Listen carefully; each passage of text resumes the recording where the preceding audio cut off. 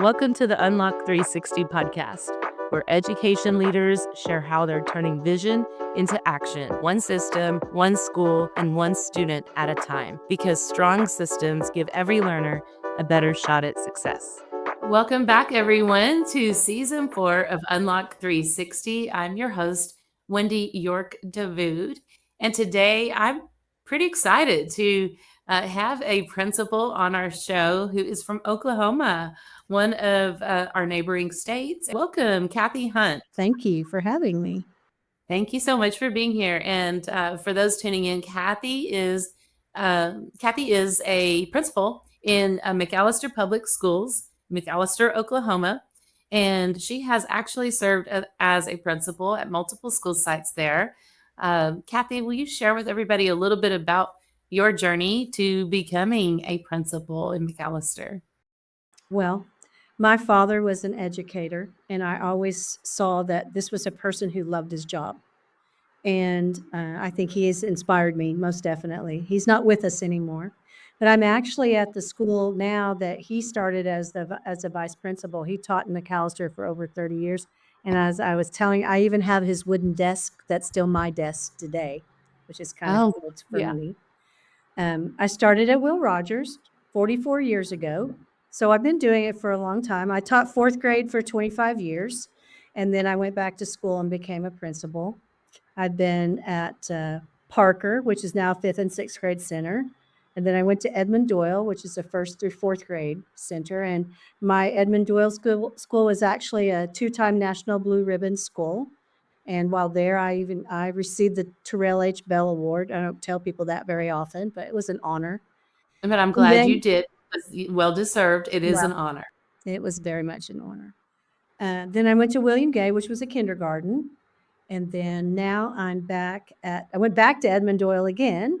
And now I'm at Peterball because we refigured our school. So now I'm the principal at a third and fourth grade center, which used to be my junior high. So my staff and all of us, we turned a middle school into an elementary school, which was quite an experience. But we've done well. It looks like an elementary now. We even have a playground. I can imagine. Yeah, actually, will you shed some light on that for me and also for others? What are some of the things that we might not think about that you all had to consider when you did that transformation from junior high to elementary? The biggest thing was it wasn't built for elementary students, so there was no playground. So we've been doing that in stages. We just got another big piece of equipment outside for the kids. We got more swings.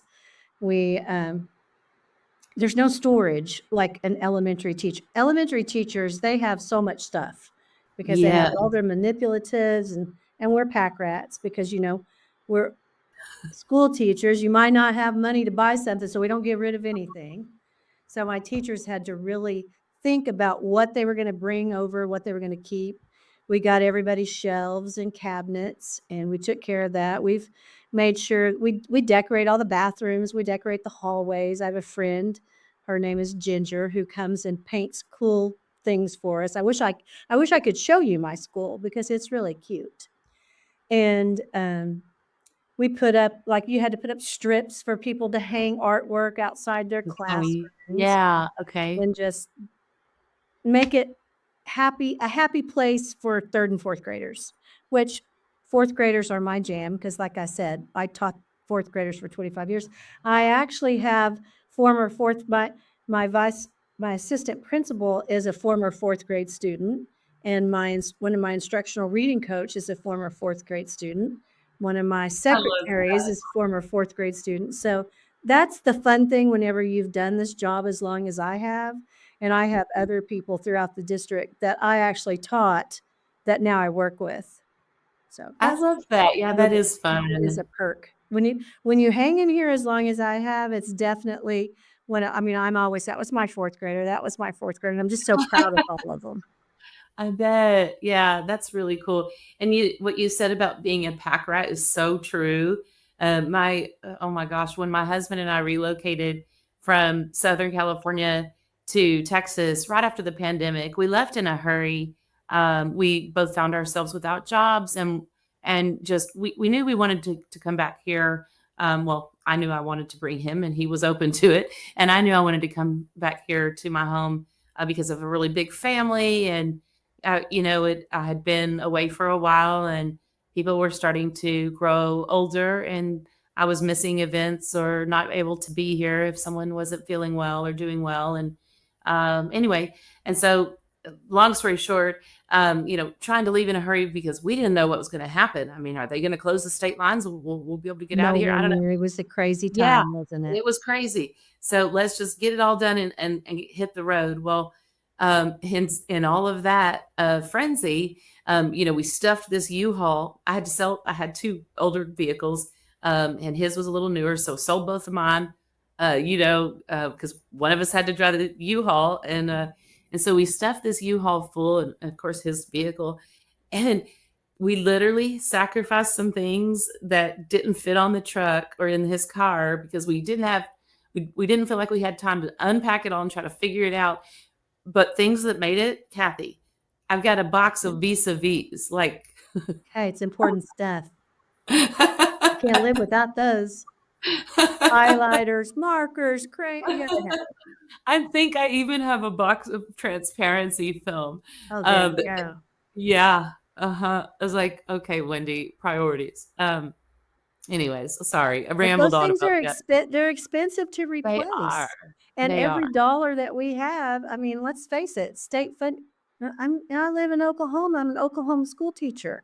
We particularly I mean, right now, we're ranked 50th in the nation, not Wow. because we're 50th in quality of teachers, in my opinion, but we're 50th in quality of how much we pay our teachers.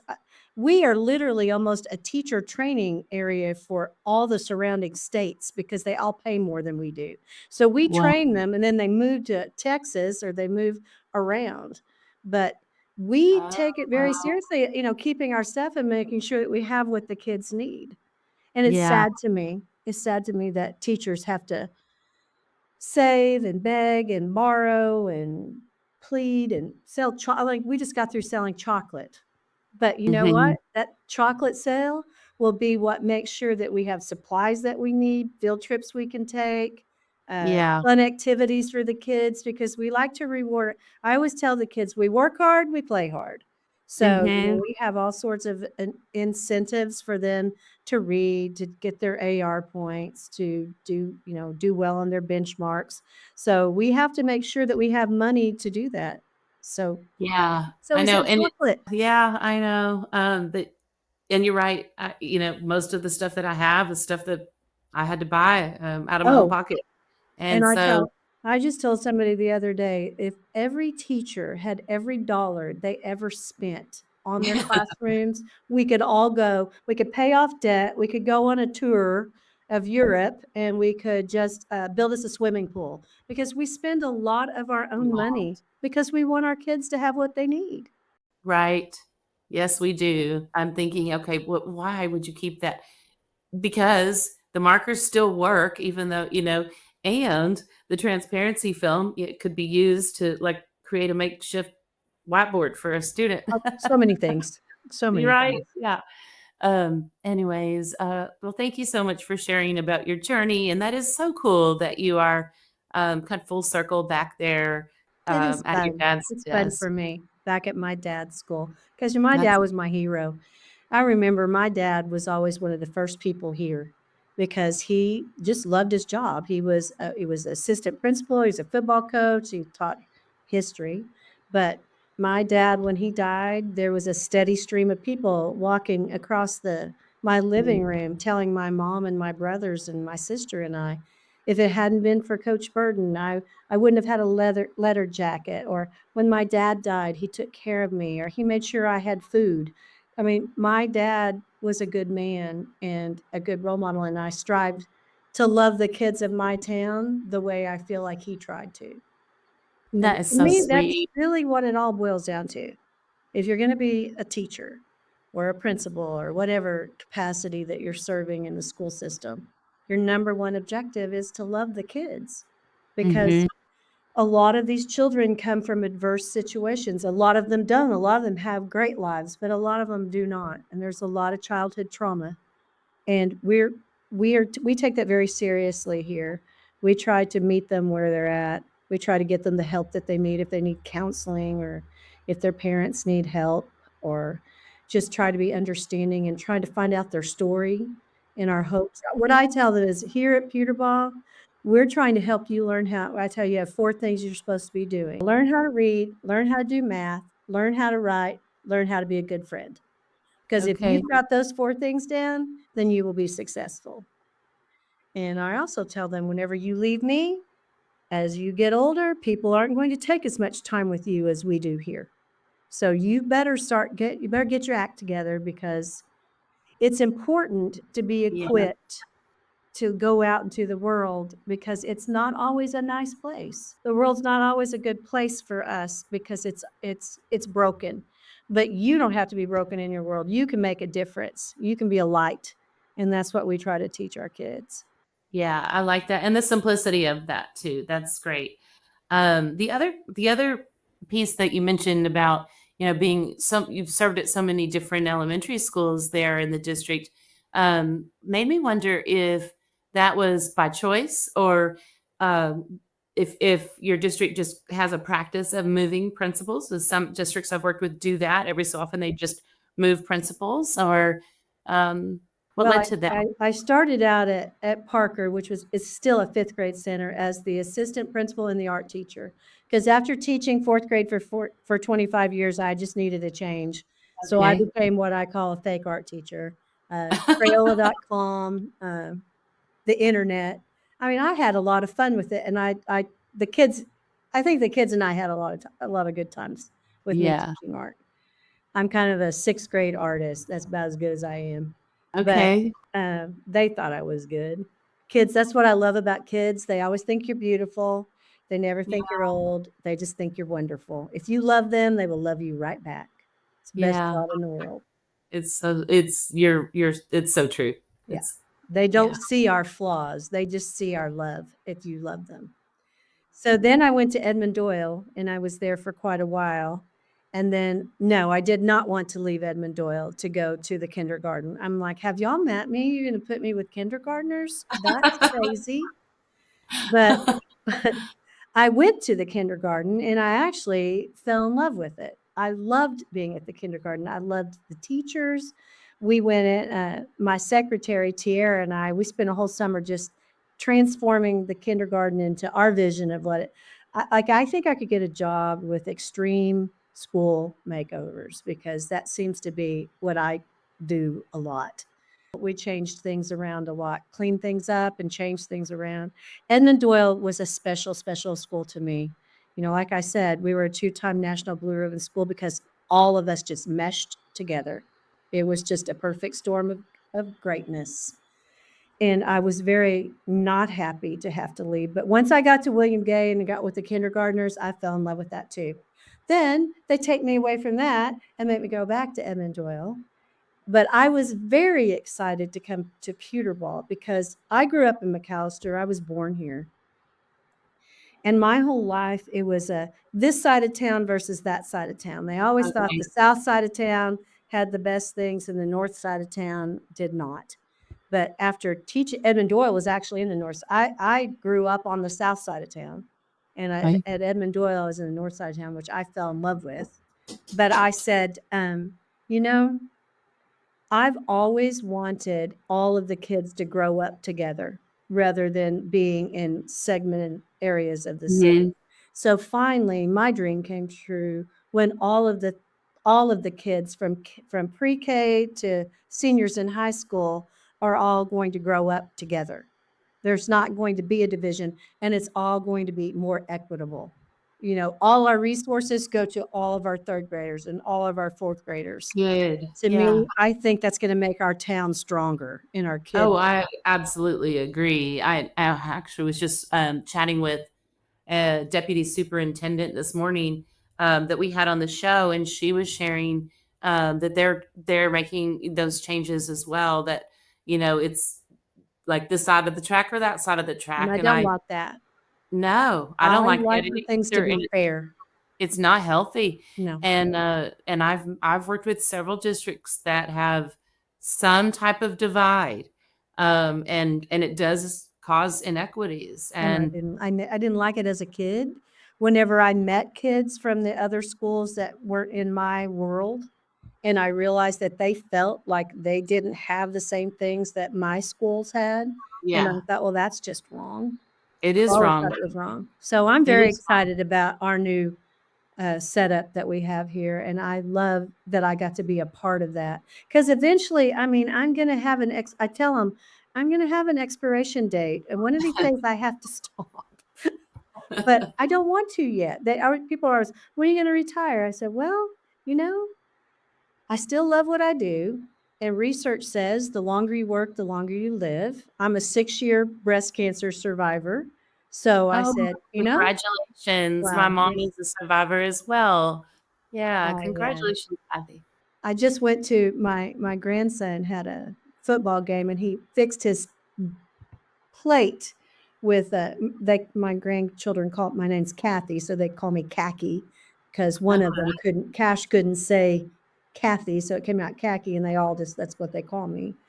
And he fixed his plate with my name and a breast cancer symbol. And he's the same one who Gabriel, who when I had to I shaved my head, and he shaved his head with me 6 years So ago. thoughtful, It was so really sweet. compassionate. Yeah. Yeah. Now my other one put a little thing in his head. He says, "I don't think I'm gonna shave all my hair." I said, "I understand." That's still It was thoughtful. I love it was very special. that. So, Very yeah, special. anyway, I love this. I love my community. I think it's, it has issues. Every town, Sure. every place in the world has problems, but I see that, there's just a lot of good people that are here, and it's my mission, my passion that the children in my town feel loved whenever they pass through our doors, and that we watch them grow up and watch them, it's fun to go to high school games, and like I have one of my grandchildren, I've been the principal for all of my grandchildren except the 2 that live in Edmond. I don't get to be their principal, but I still get to be their khaki. But I have been their principal, and that's fun for me. I have one right now. Gabby's a 3rd grader, so I'll at least have to last till she's 4th grader and leaves. So Yeah. That's great, Kathy. Thank you for sharing that with us. And I'm thinking about your this change that you've mentioned. When did your district begin to shift the structure in and make things more equitable? well, we were finally able to pass a bond issue, which is very difficult to do here. Okay. Unfortunately, that's a sore spot with me. I don't know why Okay. anybody would not want to invest in children, even if it costs you Right. $10 a month. Spend $10 a month because Yeah. children are our future. If you don't take care of our children, if you want a strong community, you better have strong schools. You better have well-educated, well taken care of children. I don't understand why people in politics all across the United States don't understand that. I mean, Yeah. I don't know why children are at the bottom rung of importance when they should be at the top. And I keep this, and a child is the jury before which our civilization must stand. The way we treat our children and what we pass on to our children says volumes about who we are as a people. I keep this and I look at this every day, and I believe that. And I also grew up in McAlester, where Carl Albert was the Speaker of the House. And one of Mhm. his quotes was, he's a little boy who grew up in Bug Tussle in a one-room schoolhouse, who grew up to become Speaker of the House of Representatives. And he always said, a democracy without free public education is doomed. And I believe that. And I believe Mhm. that there are people who are trying to destroy public education, actively trying to destroy public Oh, education. there are. Yeah, there And are. I mean, our state superintendent, that's no longer our state superintendent, who, by the way, I was also his 4th grade teacher too, was Oh, actively, well, yeah, actively trying to destroy public education and what it stands for under the I'm guise sorry. of I don't know what. So I'm very unhappy with the political situation in our country and in our state. It's better now that the new person that's taken over, at least I believe, cares about public schools. Yeah. You know, I Yeah. I'm a firm believer that if you want to attend a private school or if you want to homeschool, that's absolutely your right. But it shouldn't infringe on the right of public schools because public schools are designed to serve the majority of the children. And that's where our money and our time and our effort should go. And I Hmm. don't understand people that don't think that way, but eh, that's I them. know. Yeah. That's not their passion like it is mine. Public education is passion of mine, and I believe in it. I believe in what it can do for our people, and I believe it's what's one thing that has made our nation successful. And I think when you Mhm. start taking that away, the success isn't going to be as strong.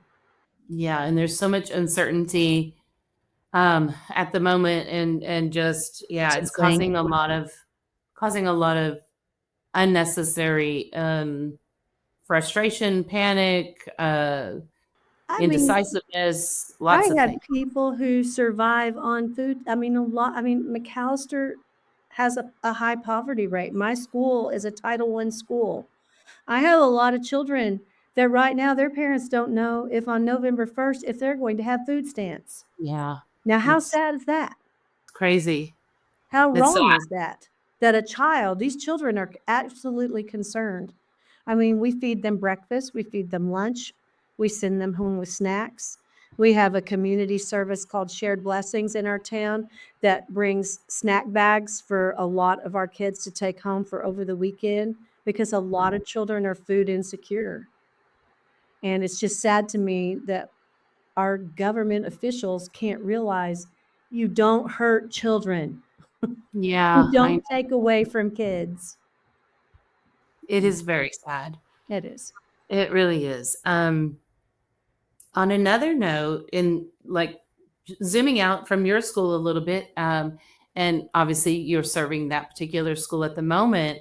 Um, but if you look at the bigger picture of your school district, what would you say are the big rocks or the top priorities or the main goals, the focus areas, however you want to call, however you want to put it for your district as a whole? I'm very proud of my school district. We meet, all of the administrators meet once a month and we discuss everything that we need to do. So I feel like we have a fairly common vision and common base of what we try to achieve here for our students. And I think the number one is, COVID has not been anyone's friend. And our No, children are yeah, behind, and we are doing everything we know. We're trying new things, we're trying new programs, doing our best to catch them up and to get them where they need to be.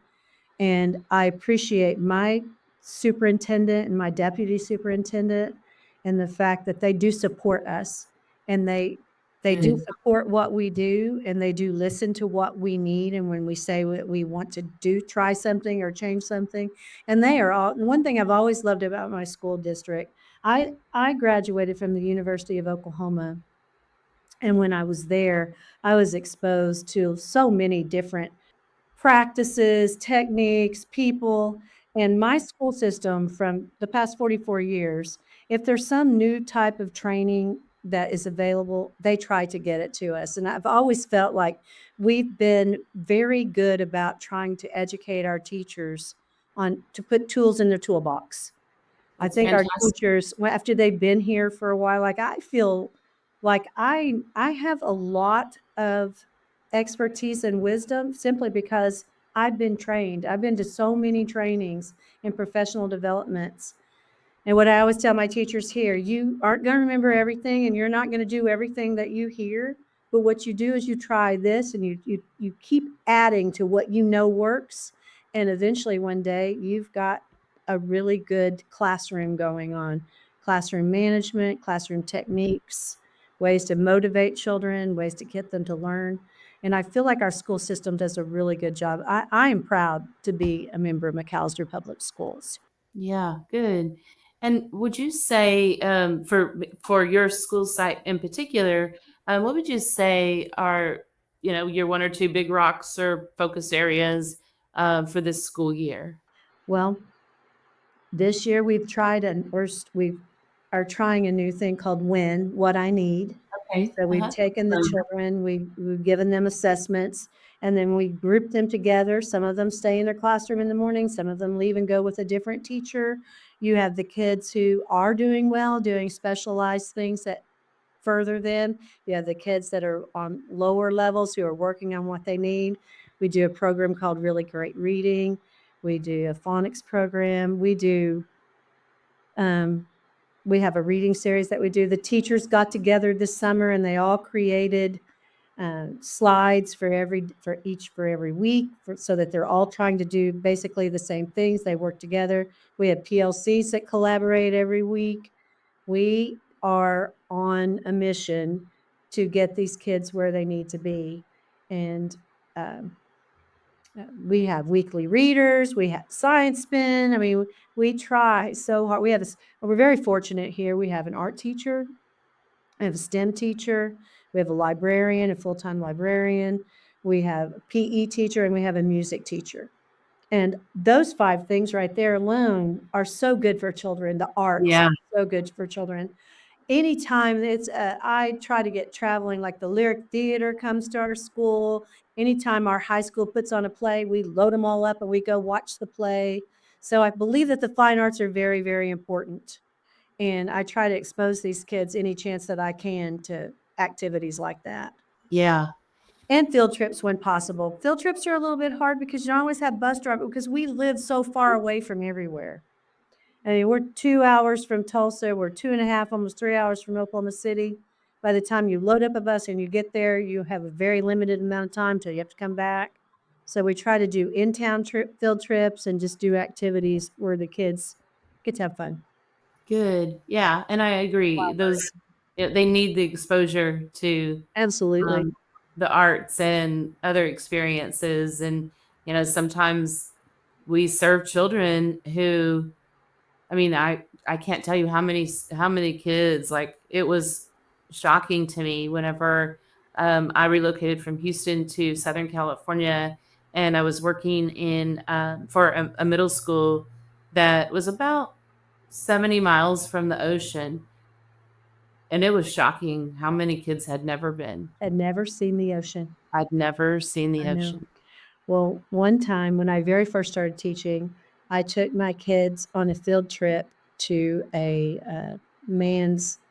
They it was a flower shop also, but it's a greenhouse. It's a greenery. They actually they grow poinsettias and they ship them out all over the United States. Okay. So we went to the greenhouse and Mr. Mann showed us everything, showed us the operation, how the greenhouse works. But on the way over there, I had a little boy, I was sitting by him on the bus, and we went down a street called 14th Street to go across the highway, and he said, "Wow, I've never been here." He had literally never left his apartment complex except Wow. to walk to the gas station below and to walk with his mom to the grocery station. I mean, to the grocery store.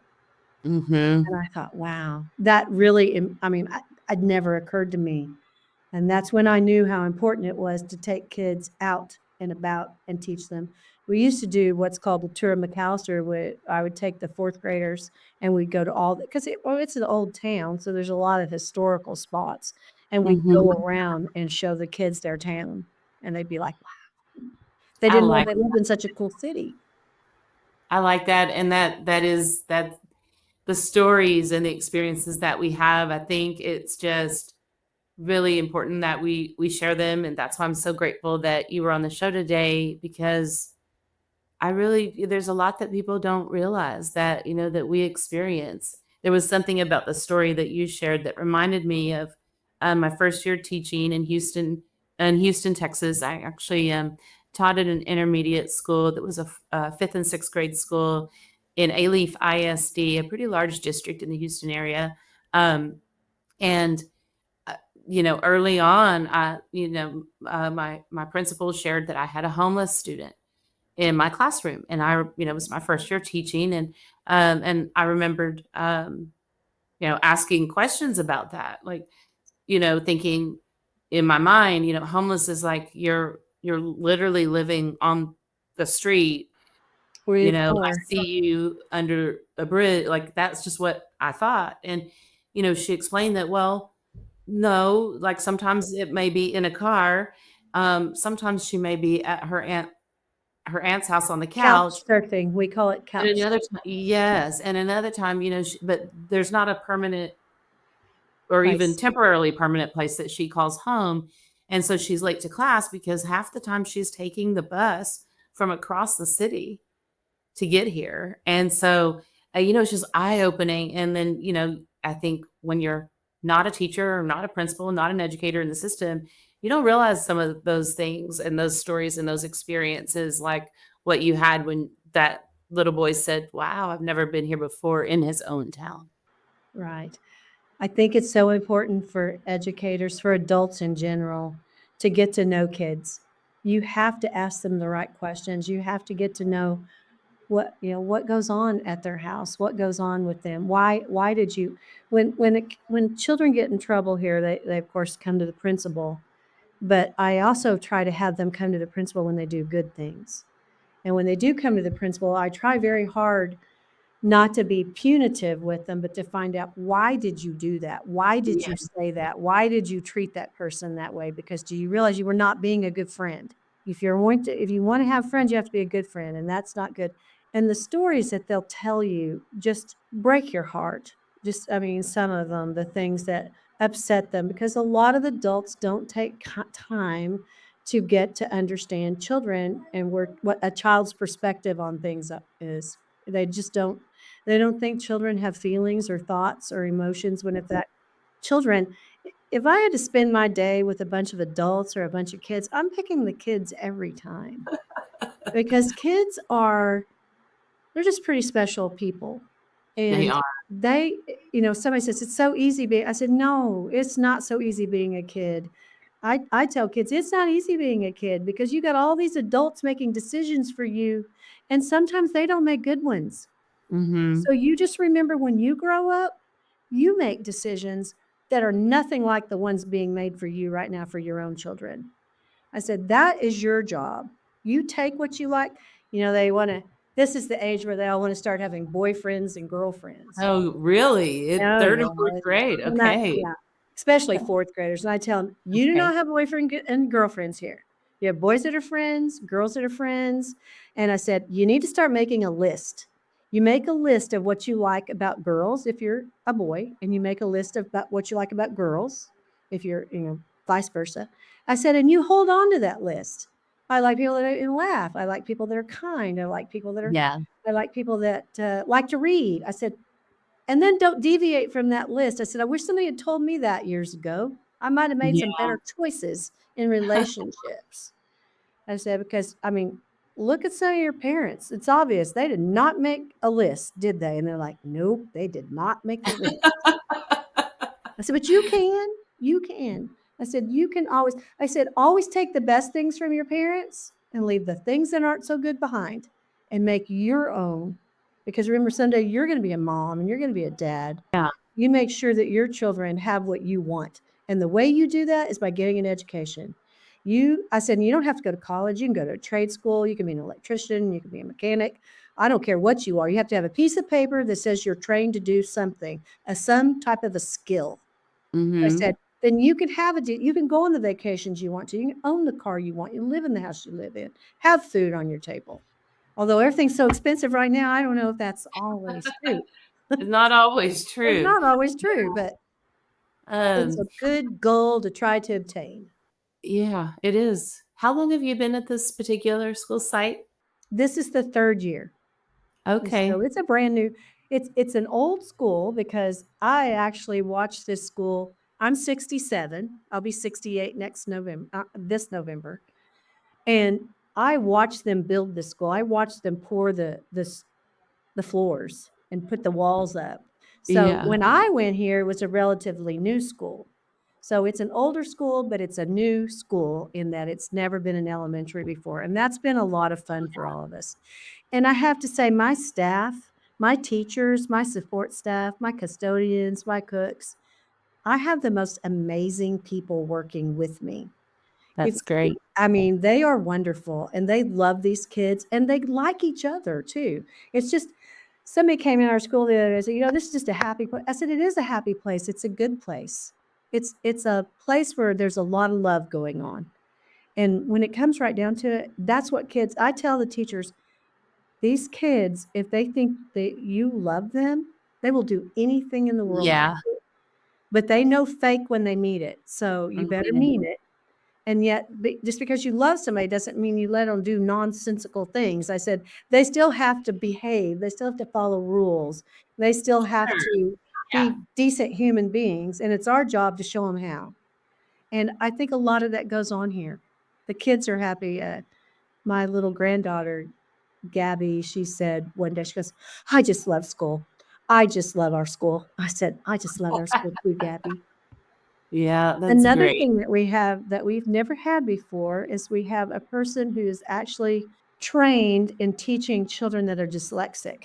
My whole Okay. school career, I have needed somebody to show me how to do that because you know when someone's dyslexic, they know how to help them.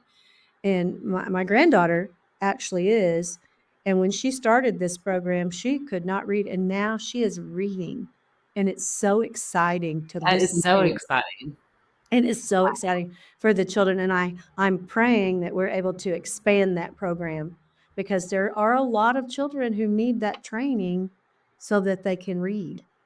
We Mhm. also have technology. We have some children that are they can't read. So they have read to write. They can talk. We can the paper can be scanned into their Chromebook and it can read it to them and then they can speak their answers because they know the answer. They just can't read it. So I'm so excited that we have that type of technology to assist children who have that issue. Yeah, Our that Chrome, is really good. we have Chromebooks for everybody. And at one point, they were using them a whole lot, but we all decided we needed to back off on the technology because these kids need to be touching things with their hands, pencils, scissors, crayons, paper, and You're not writing. I just have to say you are, not every guest has mentioned this, but you certainly are not alone in that, a couple of the other guests this season have shared the same thing, that just the, amount of time that students were using It's not good. the devices, even purposefully, was getting to be too much, and Right. yeah, So and that we're you trying to needed find a to balance. yeah. Technology is wonderful, and we do need to know how to operate it. We need to Mhm. like we do hour of code. We do. My son is a computer guru, and he turned us on to Hour. Have you ever heard of Hour of Code? No, Well, but, I've heard it's a of coding in the schools. well, Hour of Code is an international effort to teach children how to code and that it's fun. So Okay. every year there's a week of Hour of Code. We actually won $10,000 one time doing Hour of Code. Wow, And okay. my son Kyle has come and put on events where he talks about his job. I don't know if you've ever heard of a YouVersion Bible app, but he was working with that. He was actually helping rewrite that to be used in third world countries. So because their technology is not as up to date, they have Androids where we have more up to date technology. And Kyle would come and talk to them about his job and what he did because for every 50,000 coding jobs, there's only this many people that can do it. So Yeah, we do Hour of Code. I try to whatever I can find to expose these kids to, we try to do it because that's their world. They have to understand technology, but they also have to understand how to write a letter and how to write their name yeah, they and do. how to make that connection. Writing actually makes connections in your brain that you're not going to get from a keyboard. And they spend a lot of time on this. So they need to take a break from technology sometime and just be Mhm, kids. mhm. Another thing that we have here that I think is cool, we have a game room. And in this game room, there's nothing electronic. We have a pool table, we have foosball, we have ping Oh, pong, we have basketball, we have games and blocks. And so whenever when they do something for a reward, they get to go into, we have a shuffleboard. They get to go into used an old nice. wrestling room that we've turned into a game room. And they love that. But it's all games that they have to interact with somebody else to do. Mhm. They can't, Good. they're not just behind a screen doing that. where Right. you're actually having to play with another person, and it's I love that, yeah, and I I'm like a our game huge room. fan of board Oh, games. I do too. I love board Yeah. games. We have those, and Uh-huh.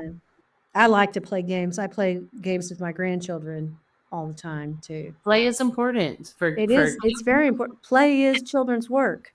it's also important for adults. It is Uh, important for us too, and Yeah. it's important for us to play with kids. Kids Mhm. love it when you watch them, or when you sit and play a game with them, or if you just talk to them. Kids just need our attention, and a lot of children are not getting enough attention, and Mhm. that's I think my biggest so my town has a prison. Oklahoma State Penitentiary is here in McAlester. Okay. And every time I drive by it, I always think to myself, if we invested the money that we invest in our military or other things that, I mean, we need, but if we invested the same amount of money into our schools and into our children and into the people that are taking care of these children in these schools, we wouldn't need as many penitentiaries and prisons that we have. It wouldn't be necessary because those places are filled with children that were not taken care of. A lot of them were abused, neglected, lived in poverty, lived lives that had things happen to them that shouldn't have. And broken people grow up to be broken people. But what if we had a childhood that wasn't like that? What if we had a childhood that was full of love and magic and playing in the dirt and catching fireflies? I don't know, just fun with people that loved you and you didn't have to worry about them, without drugs and alcohol abuse. We have a lot of that here. I think Yeah. we have it's a societal problem. It's not It just is. an Oklahoma problem. It's our No. society has this issue. And It is. until people realize that if you don't start with the kids and give them what they need emotionally, physically, spiritually, we're it's not going to be good. It's not Yeah. good. It's not good now. Anyway, Yes, yeah, I agree with you. And I just nobody with sense agrees with me. what's that? I said, I think anybody with some common sense would agree with me. This I think common you're right, sense seems to be lacking a great but it deal. is lacking quite a bit these days. Right. Yes, indeed. Kathy, it has been such a pleasure having you on the show today and just hearing your genuine love, heart, and passion for kids and for their futures. You If know, if I think someone would, most educators are just like me. I think yeah, most people that are educators have a servants. They want to love children. They want children to succeed and they want them to be safe and happy and they want them to learn. I think that's what most educators' hearts are. But the that's what problem I've is, experienced, and mm, unfortunately, there's a some negativity in out there about us, and it's just false. it's very false. And I'm going to tell you what, this job is not for the weak. This Mm-mm. job is not for the weak. It is a very difficult job. Daily, we deal with behaviors and issues that these kids, I always tell my teachers, it's really not their fault. It's their fault if they keep doing it, but Yeah. it's really not their fault that that's what they were taught or that's how they were mistreated or that's what they think is okay. It's up to Mhm. us to show them it's not. It's up to them to decide to listen. And hopefully, I'm very proud of our parents. I think a lot of our parents here are very supportive and that they recognize that we care about their kids and that we want what's best for them. And it saddens me when I hear people make comments about teachers that are derogatory. Me Teachers that too. aren't, of course, there's teachers that aren't good teachers. There's doctors and lawyers and mechanics, Exactly. any walk, any profession. There's people that aren't that great. But I think the majority of the people are, and we do it a lot without as much pay. We are not paid what we're worth, No. and we struggle. I mean, a lot of teachers have to have 2 and 3 jobs just so they can do the job that they love. I mean, how many extra jobs have I had over the past 44 years raising 2 children on a teacher's salary? I'm still Mhm. paying debt. I'll never be out of debt. I don't think I ever will be because not Yeah. only have I raised my 2, now I'm raising grandchildren. It's a sad thing, but I don't think it's a mistake that Jesus was called teacher. Yeah. And I think a lot of people here, I tell them, I said, just try to let your Jesus, you're the closest thing to Jesus a lot of these kids will ever meet. So let's let his love come through to them, and don't listen to all the nonsense that's on the media or the hate that's spewed, and just love each kid regardless of who they are or where they come from, because that's what the greatest teacher of all did. He Yeah. loved everybody, no matter who they were. So, So beautifully spoken. Thank you, Kathy. Thank you for being on the show well, thanks for today. inviting me. I kind of like, it's so funny. I love a microphone. That's what I think I always did when I was a little kid. I always liked, I mean, I've always been a teacher at heart.